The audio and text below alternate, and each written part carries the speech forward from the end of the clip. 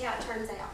So, as I said, I've been selling for 14 years, and when I started my business, I was working for the Little Rock School District, and that was my full-time job. The Pampered Chef was my fun-time job. It was just a part-time job that I actually started because I wanted a little extra spending money. And then after doing it for so long, then I became, had enough money to where I was able to pay, you know, my car payment, and then my car payment, my mortgage, and my whatever. So it really turned into be a very good business. And it's one of the things that I probably had the most satisfaction from. Working full-time at the Little Rock School District was just not all that much fun. I worked many hours. During this time right now, I've been working, you know, 12, 14-hour days, 7 days a week. And it was not fun. So this has always been a real fun job for me, and I love Pampered Chef products. When I started selling Pampered Chef, or actually when I first became familiar with Pampered Chef, I had gone to a kitchen show with my friends. And I'm very talkative. My husband was very quiet. And I got home, and I was so excited about the products that I could not quit talking. My husband was just sitting over me and said, "Alicia, breathe." Because I was just so excited about all the products. So I bought and I bought and I bought, and I said, "Okay, I want to sell this." And Steve said, "Great, you spent all my money, and now you're gonna sell the product." So then I was on a quest. They offer free things, you know, for consultants. How many of you like free products? I love free products, and that was one thing that motivated me with Pampered Chef was the free products. So we're going to start, but we're making these Chicago-style hot dog bites. I did not see the recipe until I got here this morning. Somebody did provide it for me. So we're going to skim through it. I've never been one to practice recipes, but that's probably a good idea. We're going to start with the stoneware. How many of you have stoneware in your kitchen? Don't you love your stoneware? I love stoneware. My very first piece of stoneware, until how long I've been selling, was a 13-inch round stone.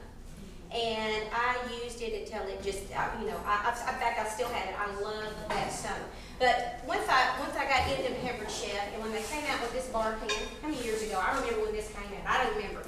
But this became my new favorite pan. I actually have two of my favorite, well, actually three favorite pieces. But this is one of my favorite pieces. This is the stoneware bar pan. And the reason I like this bar pan is because it has the little side all the way around it, and it helps contain the fats and juices. How many of you make frozen French fries? What does it tell you to do halfway between baking time? How many of you have time to stop your world and flip over every French fry? Anybody do that? I'll stick a fork in there and spread around, and I call it flip. That's the way I flip my French fries. The reason that they want you to do that, when you put a frozen French fry that's been in the freezer on a metal pan and you put it into a hot oven, what's going to happen to all those little ice crystals that are on the French fries? They're going to melt. And whatever you're baking is going to sit in that little puddle of water until it eventually evaporates when you heat it in the oven. But with stoneware, when you put that frozen French fry, it's actually going to pull that moisture away from your food, and it's going to release it back out of steam. So it's going to cook from the top, the sides, and the bottom evenly. That's why you get that crispy crust. And you may like those crispy edges around the brownie. There's usually always one. There's always one. See, there's only two in this room that like the crispy. Okay, three, we'll count her. I don't like the crispy edge around the fold. In my family, we'd always cut just right around the edge and eat the middle. Well, with stoneware, you're going to get that same even cooking texture all the way through. So for you people that like that crunchy edge, just cook it a little longer. It'll be crunchy all the way through. That'll work for you. But that's, you know, it just cooks evenly. So one of my favorite things to do with this, because I'm lazy, is to make my pancakes in the oven with this. Pour my pancake batter in there if you have kids. And they say, "Mom, why isn't it round?" You can say, "Well, it's SpongeBob SquarePants pancakes." So you can cut it. So I do my pancakes in here. I do bacon in here. This making bacon is one of my favorite things to do in here. It's a lot less mess on top of the stove. I had somebody once tell me, well, it was on one of the loops, they were complaining about all the bacon grease and how did they get rid of it. Somebody said, "Put parchment paper down." I was like, who throws their bacon grease away? I guess I'm from the South. I mean, who throws bacon grease away? Really? I use that for everything. Do you think they throw their bacon grease away? It usually gets made straight in the gravy. That's right. It goes into gravy or whatever, beans or whatever. Yeah, you gotta have it. So, but you know, I just would always wait till it cooled a little bit, and I just, you know, or pour it direct and scrape it out. But if you don't like all that bacon grease, then go ahead and put you some parchment paper down, let it solidify, and then you just throw your parchment paper away if you don't like to save your bacon grease. But this is by far one of my favorite pans. Another one of my favorite pans is a stoneware fluted pan. How many of you make nut cakes? There's usually not very many people that make nut cakes. How many times a year do you make nut cakes? I don't think I made any this year. So, my daughter's taking over as being the baker. So maybe one. So how many do you make a year? That's at least. Oh, well, hey, we're going to her house. Because this is not something I ever made. I had it. And once I got the stoneware fluted pan, because that well in the center is solid, I began using that for everything. You can take a whole chicken, she was just talking about the drunk chicken, you can take a whole chicken and put it right on the well. And you can rub it with olive oil, put any kind of the seasoning you want to it, some of the new seasonings, the chipotle or the Greek seasonings, any kind of seasoning you want. And I go ahead and put my potatoes and carrots or onions around in the well of it, and I pop it in the oven. You usually have to take your rack out. The juices from the chicken are gonna go down into the vegetables, and it's gonna cook your vegetables at the same time. So that was always one of my favorite things to do. I also make something called a tamale roundabout, stir fry hamburger meat, and you can put cheese in there if you want, and rotel or cut up tomatoes or whatever. And you're going to make that Jiffy cornbread mix, a little bit of the cornbread batter in the bottom, you sprinkle your meat on it, and pour the rest of your pancake batter, and then you put it in the oven, you turn it out, you've got a tamale roundabout.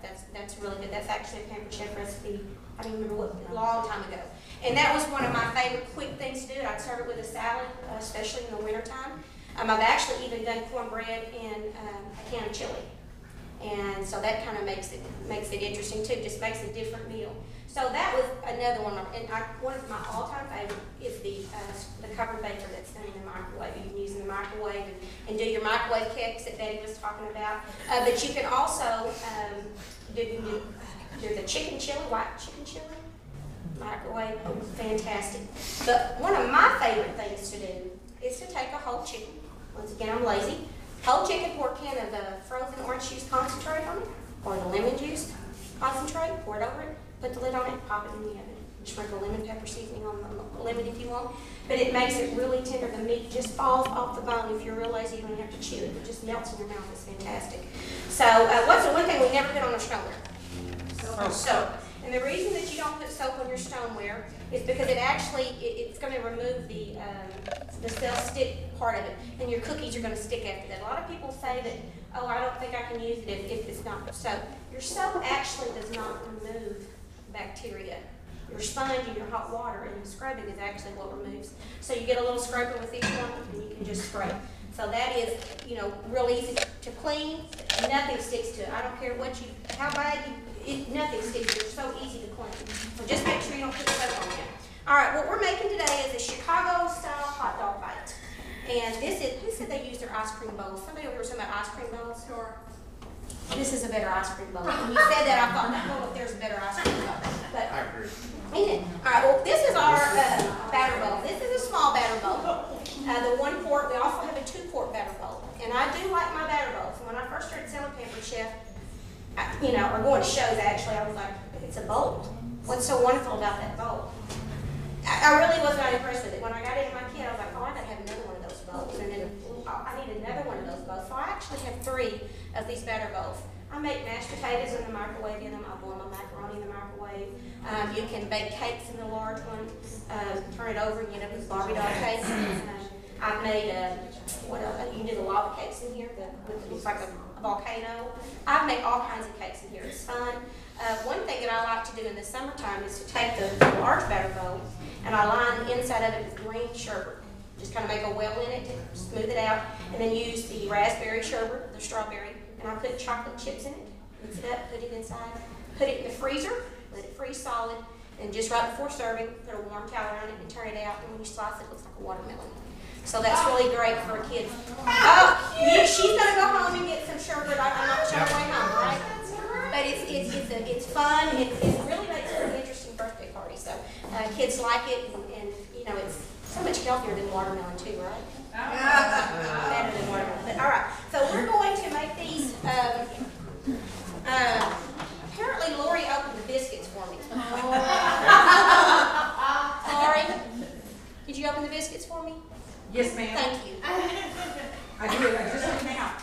Sorry. Is that not a bad thing to do? I don't know. Are they coming out like a halo? Huh? Are they coming out like a... This morning I called Laura and I said, what do you do? She said, I'm making these zucchini fries. And I said, you're wearing a bikini. I thought she said she was wearing a bikini. I said, well, I'm going home because I'm not going to wear a bikini. So we're going to lay these biscuits out here. And that was really a large one. What should do? We are grand Pampered Chef girls, so I thought I'd buy the grandest grands. They were so grand, they were coming out of the corner and these pants today. Coming out of the sides. All right. So we're going to put 2 layers of biscuits. Now, do you flatten this out, Laura? Yeah, I think so.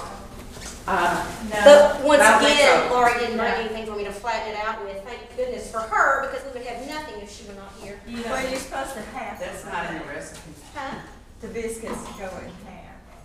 They're supposed to cut them in. It's okay, just. Cut them into 1/4 inch thickness, half moons. What? So you cut them in half.